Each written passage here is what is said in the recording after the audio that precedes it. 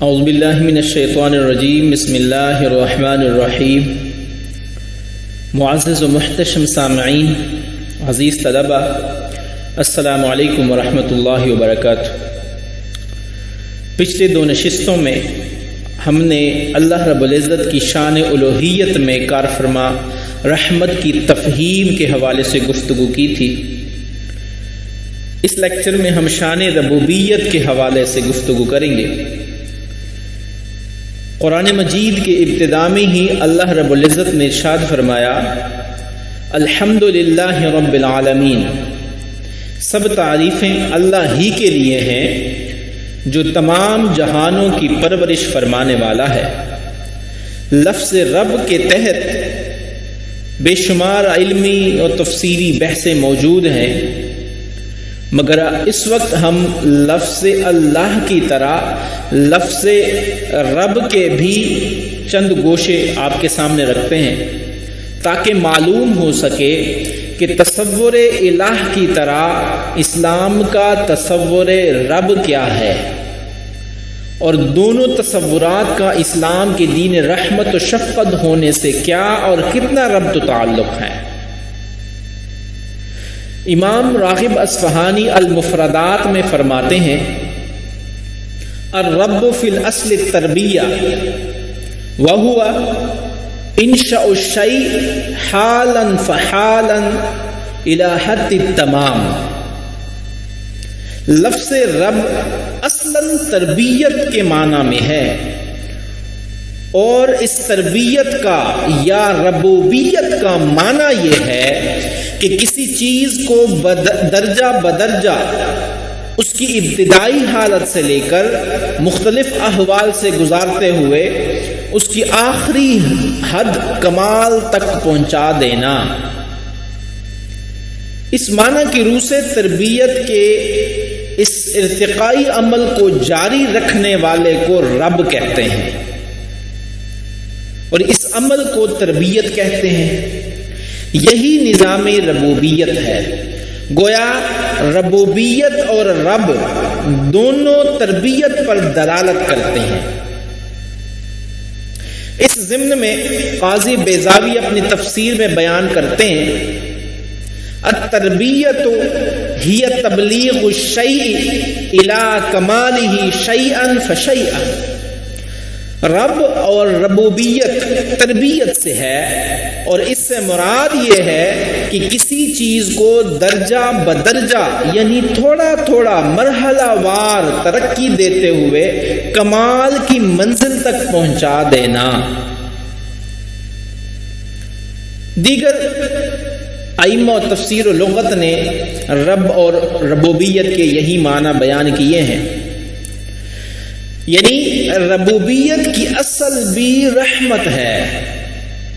اس لغوی معنی کے لحاظ سے رب وہ ہستی ہے جو کسی شے کو ایک انتہائی سادہ اور ابتدائی حالت سے ترقی دیتے ہوئے درجہ کمال تک پہنچا دے۔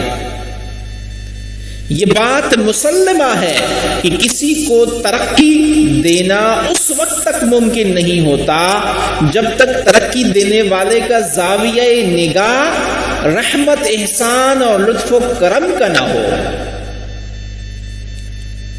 تو معلوم ہوا کہ تربیت کے اس تمام عمل کی اصل بھی رحمت ہی ہے۔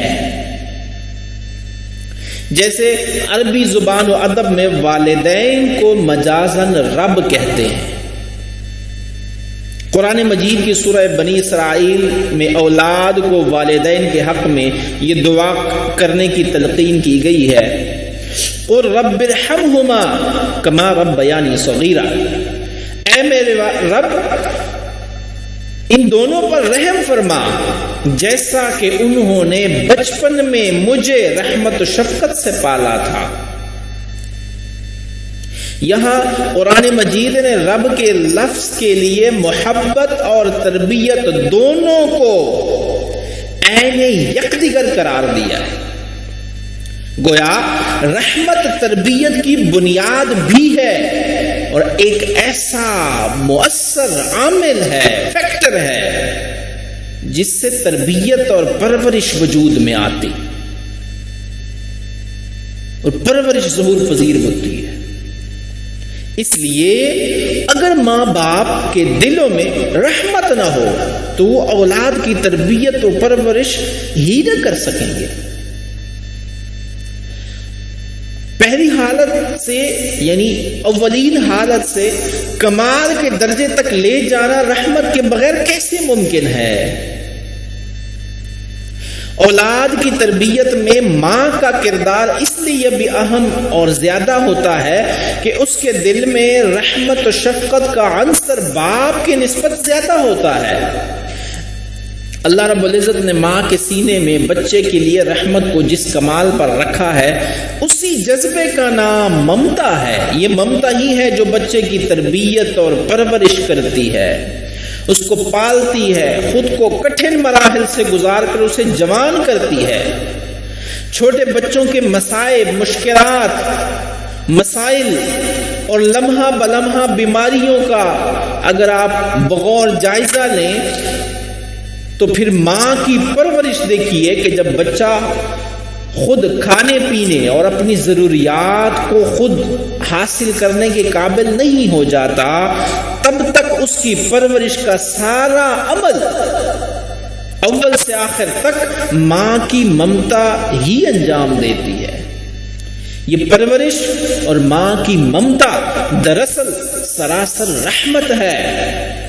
اگر یہ رحمت غیر معمولی حد تک ماں کے اندر موجود نہ ہو تو بچوں کی پرورش ممکن ہی نہ ہو سکے۔ یہی کیفیت جانوروں کی بھی ہے۔ وہ دور دراز سے اپنے بچوں کے لیے خوراک ڈھونڈ کر لاتے ہیں، ان کے منہ میں ڈالتے ہیں۔ پرندوں میں بھی ممتا کا جذبہ کار فرما ہوتا ہے، وہ اپنی چونچ کے ذریعے اپنے ننھے منھے بچوں کو کھلاتے اور پلاتے ہیں۔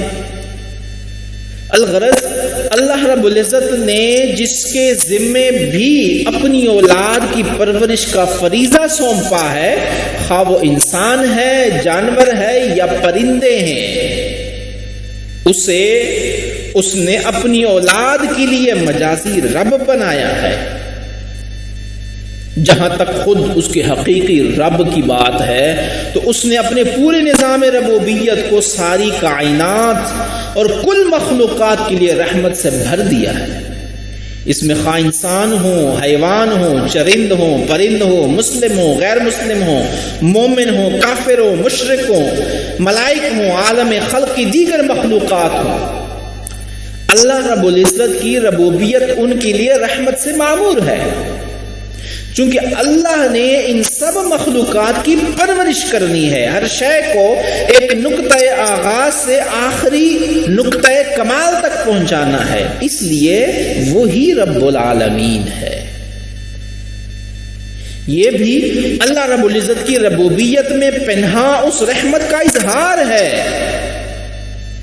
اس نے جس خطے میں بھی مخلوق رکھی ہے وہاں اس کے پیدا ہونے، باقی رہنے اور اسے فائدہ پہنچانے اور اس کے بقا کے تمام اسباب بھی ساتھ پیدا فرمائے ہیں۔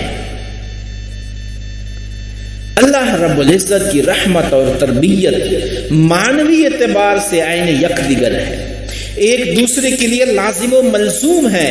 رحمت نہ ہو تو تربیت نہیں ہو سکتی، اور جہاں تربیت ہوگی وہاں لازماً رحمت ہوگی۔ چنانچہ اللہ رب العزت کے تصور ربوبیت میں رحمت اور ملکیت دونوں معنی موجود ہیں۔